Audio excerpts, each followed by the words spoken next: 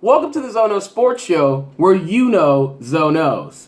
October's on, like Drake would say. World Series starts tonight. Astros at Dodgers, Game 1. Dallas Keuchel versus Clayton Kershaw. Now, obviously, Kershaw gave up the home runs in the series clinching game in the NLCS. However, he did get the job done, and the Dodgers are now playing for the World Series. And the Yankees, Aaron Judge, they couldn't make it past Houston. People wanted to see the Yankees slugger against Cody Bellinger. We saw that in the home run derby. Cody Bellinger and Aaron Judge. We thought we'd get around to Yankees-Dodgers, but no, sir. It's Astros versus the Dodgers. Now, the one thing that concerns me about this matchup, the Los Angeles Dodgers, they didn't give up more than 3 runs in the in the NLCS versus the Cubs. Now, the Astros, they had a few hitting struggles against the Red Sox. They had a game where they scored 0 runs. I want to say they had another game where they scored 1 run, and then another game they scored 4 runs. The Astros are going to have to score runs and hit if they expect to be able to compete with a Justin Turner, Cody Bellinger, Yasiel Puig. If they expect to be able to actually make this a series and not potentially get swept by the Dodgers, because they've got great pitching. Alex Wood, Rich Hill, Clayton Kershaw. I could go on and on. Kente Maeda. They have pitchers in that Dodgers bullpen, and they do in the Astros bullpen as well. They've got hitters as well. Jose Altuve could be the MVP, the AL MVP, and they've got Carlos Correa back and healthy. You know, he hurt his wrist there for a second. They've also got your boy George Springer, Alex Bregman. I could go on and on. Their lineup is stacked as well, and they've got Dallas Keuchel, Lance McCullers. Can he be a pitcher that he was for a majority of the season and slipped a little bit late? And also, I'm curious to see, can Charlie Morton, can he do anything for the Astros? If so, this could be a real series, because I when I think of pitching, I think of, can you have at least 3 aces? And that's what really helped the Indians last year in the playoffs by having who they had, the Kluber, a Bauer. This Astros team has the hitters, but can they match the pitching of the Dodgers? That'll be what I'm interested in seeing. Now, heat could be an issue. Today, the game's supposed to be 100 degrees in October in LA. Welcome to Cali for a World Series. I guess that's what goes on out there. But Houston will be jazzed up for this, because it will for sure be a tribute to those Hurricane Harvey victims, and they hope they can take home the World Series. My prediction for this World Series, Dodgers and Astros, I'm going to take the Dodgers tonight at home in Game 1, and I'm going to take the Dodgers in 6 games. 4-2 Dodgers, World Series champs. Book it. Cody Bellinger, Justin Turner, too much for the Astros. But I think it'll be a great series to watch. So get ready for the World Series. NBA-wise, now, there's been a lot going on as far as movement in the past few days, and I don't mean just games. The Suns fired head coach Earl Watson after 0-3 start. He had a minus 92 point differential in those losses. And the Suns actually won their first game last night with him not being the leader of that squad. And that could be telling of the issues they had. There had to be more than one issue for them to fire this man after 3 games. But they are not interested in having another losing season and losing out on a player like Devin Booker to free agency. So they've got to do something now where they've still got him under contract. Now, GM Ray McDonough sent guard Eric Bledsoe home on Monday because he sent out a tweet on Sunday when this all happened that said, "I don't want to be here." And evidently, he was at a hair salon with his girl. That's what he told the GM, Ryan McDonough, and that's why he tweeted what he tweeted. And there are several tweets that are not specific at all over the past few months, and I heard Mike Golick talking about it, how he said on multiple occasions random things that had no context. So this could be another one of those tweets that he sent out. He could have, in fact, actually been at a hair salon, but the GM, Ryan McDonough, says they don't believe him. So what that tells me is that he's had a clash with management for quite a while. They've been wanting to get rid of him. Everyone knows that. Now, I think the Suns are messing up by saying we're going to send him home anyway after what he told them, because they're allowing their ego to ruin the roster. Now, are you guys ready to tank, or do you want to try and win games this year? Do you want to try to move a piece to to send away and keep Eric Bledsoe? You couldn't keep Isaiah Thomas there. Where's Tyson Chandler at?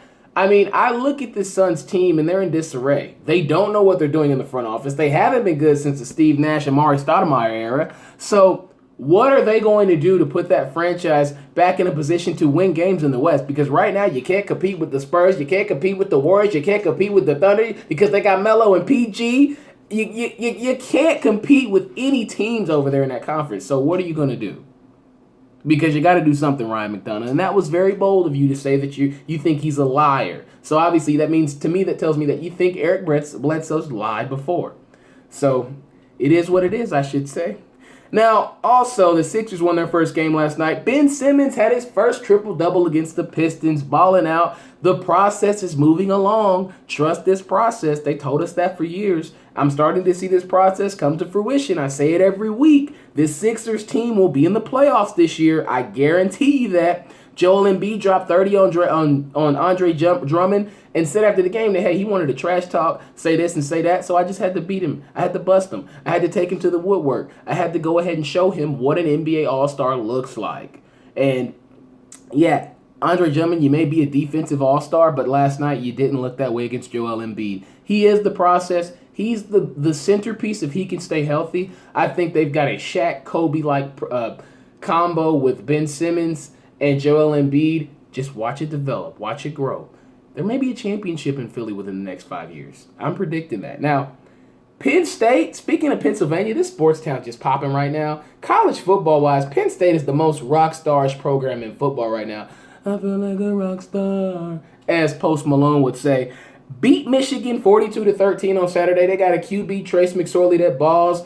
Saquon Barkley, running back, that balls. And then they got the wide receiver Hamilton, who can catch anything you throw up to him, who will be playing on Sundays, who catches it, doesn't celebrate, runs back to the huddle like, hey, let's keep getting this money. I like this Penn State roster. I think they're cocky in a good way. They're confident, but they're not overconfident. They got a big game this weekend against Ohio State this Saturday night. That will be a primetime game. I'm not sure who will come out on top, because Ohio State's been a totally different team since their loss earlier in the year to Oklahoma. They've been a totally different team. They've been blowing teams out. J.T. Barrett, we know that he's been there for, 5-10 years at Ohio State as quarterback. I fully expect for him to come to play. And Urban Meyer will have his guys ready. Penn State, this could be their one loss of the year, because going into the Horseshoe, knowing you beat them last year at your home and it was tight, I don't know how you'll beat Urban Meyer on his field. He just doesn't lose these type of big games. He does not at home. But we saw him lose to Oklahoma, so maybe he loses to Penn State. But I just don't see it happening because it's a conference opponent. So that'll be a big game that I'll be watching. Notre Dame is in the top in the playoff discussion by busting USC 49-14. One loss to Georgia by 1 point. That's clearly the best loss of the season. Now my scenario is this: they've got NC State the next game at home. They've also got to go to Miami. Then they've got to finish the season at Stanford. Now, they could very easily be in the playoff because they're an independent school. They don't play a conference championship, and they play the type of schedule that they play every year, including specifically this year, because they've got a lot of ranked teams that are good and have Heisman contenders on their roster. Now, if Notre Dame can win out, they for sure will be in the playoff. But if they lose another game, I don't know if a 2-loss Notre Dame team is going to get in the college football playoff, simply because there's too many other good 1-loss teams every year, year in and year out. But watch out for Notre Dame. I really like Brandon Wimbush. I like what Brian Kelly has done this year. He seems like he's revived the Irish. So shout out to Brian Kelly for the 1 loss. Now, Darius Geis and LSU, they're back on the right track. Beat Ole Miss. Geis ran for 276 yards. Who's Leonard Fournette? Who's that guy? He's with the Jaguars? Darius Geis for LSU. He is someone who is inspired by the death of his father when he was a young boy. Always said that he wanted to play for LSU. I like his attitude. After the game, he even said, hey, this is Coach O's first year. We had to come and ball out for him. We had to get the dub against Ole Miss. So I really like his attitude. He's a leader. You have a star like that behind the head coach, then he's going to raise his team's level of play to an entirely different level. Now, I know they're sick to the Tiger's stomach about last month. Losing to Troy, wake them up. When September ends. That's Green Day for you. Losing to Troy, that will hurt in more ways than one if they happen to win out the rest of their schedule and even beat Alabama. Wouldn't it be terrible? Wouldn't that be terrible? You're not getting in the playoff. If LSU were to beat Alabama and Alabama somehow found a way to get another loss and LSU made it to the SEC championship and even won that, I still don't think they'd be in the college football playoff. I don't. I'm sorry. So, yeah, just a catch-22 for LSU for not winning that game against Troy at home. Terrible, terrible, terrible. NFL-wise, my epiphany of the year The Rams are really good this year. Busted the Cards 33-0. And I mean, Sean McVay, he's got this young team playing. He's got Jared Goff throwing the ball, slinging it around. I think the Rams are definitely a playoff team this year. I think they'll win that division. I think they're a better team than Seattle this year. They play better team defense. I'm not worried about the Legion of Boom. Yeah, they've got a bunch of all-stars, but they're not this Rams team. There's something special in the LA Coliseum, so pay attention. Now, the Bears, Eddie Jackson, old Alabama baller who used to scoop and score and pick six a lot at Alabama. He took 2 turnovers to the crib versus Cam Newton and the Panthers on Saturday, scored more points than 8 teams in the NFL. Eddie Jackson, what a game, what a rookie. Came back a year to the date from the broken leg that he suffered last year in Alabama, that ended his season. That was October 22nd. Eddie Jackson, good job to you, sir. And in Indy, they got problems in there. Saxonville had 10 sacks against the Colts on Sunday. T.Y. Hilton, be sorry but not sorry. He came out after the game and said the O-line, they got a block. How would they feel if they took some of those hits?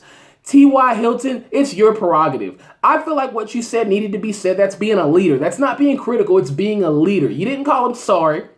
You said they needed the block. And they do need the block because Jacoby Brissett's getting torn up. And you know why Andrew Luck's not back yet? Because he does not want to go through that. He wants to keep playing NFL football. And if the Colts can't get an offensive line together, then Andrew Luck is going to go ahead and throw the deuces. And he's out of Indy. So, T.Y. Hilton, don't be sorry for saying that. I fully commend what you said. I stand behind you, bro. Colts, get an offensive line or teach those guys how to block.